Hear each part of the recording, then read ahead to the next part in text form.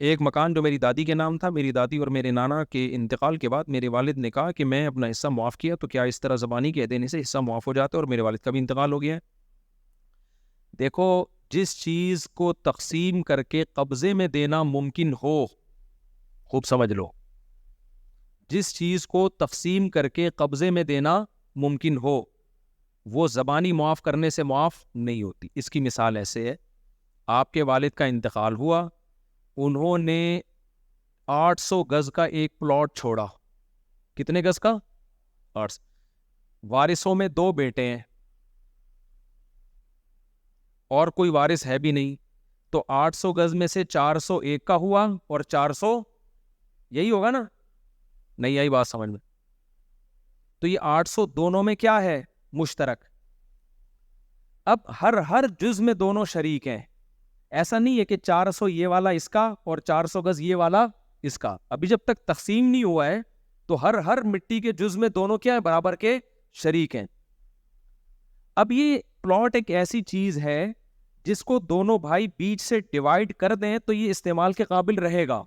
800 گز کا پلاٹ ہے، اس کو تقسیم کر کے 400 اس کو دے دیں، 400 اس کو دے دیں، کیا خیال ہے؟ تو یہ 400 میں اپنا مکان بنا لے گا اور وہ 400 گز میں اپنا مکان، یعنی یہ قابل تقسیم ہے، یہ ایسی چیز ہے جس کو ڈیوائیڈ کرنا ممکن ہے۔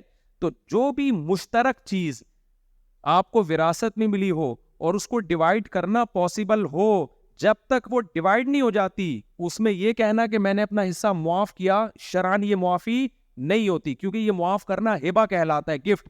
اور جو چیز ابھی آپ کی ملکیت الگ ہی نہیں ہوئے دوسرے کی ملکیت سے، تو اس میں گفٹ بنتا نہیں ہے۔ بات آ رہی ہے سمجھ؟ اس لیے کہ آپ کا اس پہ کنٹرول ہی نہیں ہوا ہے ابھی تک۔ اس لیے کہتے ہیں کہ ایسی چیز کا ہبہ جو مشا ہو، مشا چیز کا، اس کو فقہی اصطلاح میں کہتے ہیں مشا چیز کا ہبہ، جو تقسیم جس کی ممکن ہو، اس کا ہبہ قبضے کے بغیر یا تقسیم کیے بغیر جائز نہیں ہے۔ آئی بات سمجھ؟ اب دوبارہ بتا دیتا ہوں، ابا نے پلاٹ چھوڑا 800 گز کا، 2 بیٹے ہیں، دونوں ہر جز میں برابر کے شریک ہیں۔ ایک بیٹا کہتا ہے میں نے اپنا حصہ معاف کیا، نہیں ہوگا۔ پہلے ہم کیا کریں گے؟ لکیر کھینچیں گے، بولیں گے یہ والا تمہارا ہے اور یہ والا اس کا ہے، اب بتاؤ یہ والا معاف کرتے ہو نہیں کرتے؟ چھوڑتے ہو اس کے لیے؟ وہ کہے میں نے چھوڑ دیا، ٹھیک ہے جی، یا آپ نے اس کو گفٹ دے دیا۔ آئی بات سمجھ میں؟ لیکن جو چیز تقسیم کرنا ممکن ہی نہ ہو اس میں جائز ہے۔ مثال کے طور پر ابا نے ایک گھر چھوڑا 200 گز کا، اب 200 گز میں دونوں بھائی رہتے ہیں، اب دونوں ہر نلکے میں ہر ٹائل میں برابر کے شریک ہیں یا نہیں ہے؟ اب اس میں ایک بھائی اگر کہتا ہے کہ میں نے اپنا آدھا حصہ بھی تمہیں دے دیا، یہاں جائز ہے۔ وجہ اس کی ہے کہ اس 200 گز کے گھر کو ڈیوائیڈ کریں گے تو یہ کسی کے استعمال کے قابل رہے گا نہیں۔ وہ 100 گز ایسا آئے گا کہ اس میں کہاں کچن، کہاں واش روم، کچھ سارا برباد ہی ہو جائے گا وہ۔ تو کوئی بھی ایسی چیز جس کو تقسیم کرنا ممکن ہی نہ ہو، اس میں تو آپ دستبردار ہو سکتے ہیں اپنے حصے سے، لیکن جس کو تقسیم کرنا ممکن ہو اس میں اپنے حصے سے آپ دستبردار نہیں ہو سکتے۔ اس میں پہلے اس کو لکیر کھینچنی پڑے گی، یہ والا تمہارا، یہ والا اس کا۔ اب بتا بھائی دستبردار ہوتا ہے کہ نہیں ہوتا؟ تو یہ وراثت کا اہم مسئلہ ہے، لوگ اس میں گڑبڑے کرتے ہیں۔ تو اگر کسی نے ابا نے اب یہ مسئلہ بتا دوں، اب وہ دادی کے انتقال کے بعد جب ابا کے پاس آیا وہ گھر، تو ابا اس کو تقسیم کر کے اپنا حصہ الگ کر سکتے تھے کہ نہیں کر سکتے تھے؟ عام طور پہ گھروں میں ممکن نہیں ہوتا، یہ کہ 1000 گز کا گھر ہو یا 800 گز کا گھر ہو۔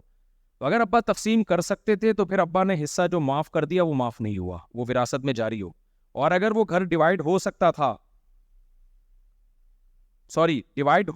تھا تو پھر ابا کے معاف کرنے سے معاف نہیں ہوا، وہ ابا کی ملکیت میں تھا، وراثت میں آئے گا وہ۔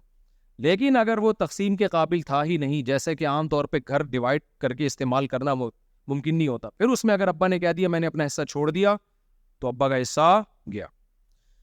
نیز میرے نانا کی 5 بیٹیاں اور کوئی بیٹا نہیں ہے، میرے نانا اور میرے تایا کے انتقال کے بعد ان کی وراثت میں کس کس کا حصہ ہوگا؟ اور بھائی دیکھو، وراثت کے مسائل یہاں جمع کرا دیا کرو، اس میں پوری ڈیٹیل معلوم کرنی پڑتی ہے کہ کس کا انتقال کس سے پہلے ہوا ہے۔ بعض دفعہ کسی کا انتقال بعد میں ہو رہا ہے، کسی کا انتقال پہلے ہو رہا ہے، پورا مسئلہ چینج ہو جاتا ہے۔ تو یہ جمع کراتے ہیں، یہاں پہ فون نمبر لکھتے، کوئی بات پوچھنی ہوگی تو ہم خود کال کر کے پوچھ لیں گے۔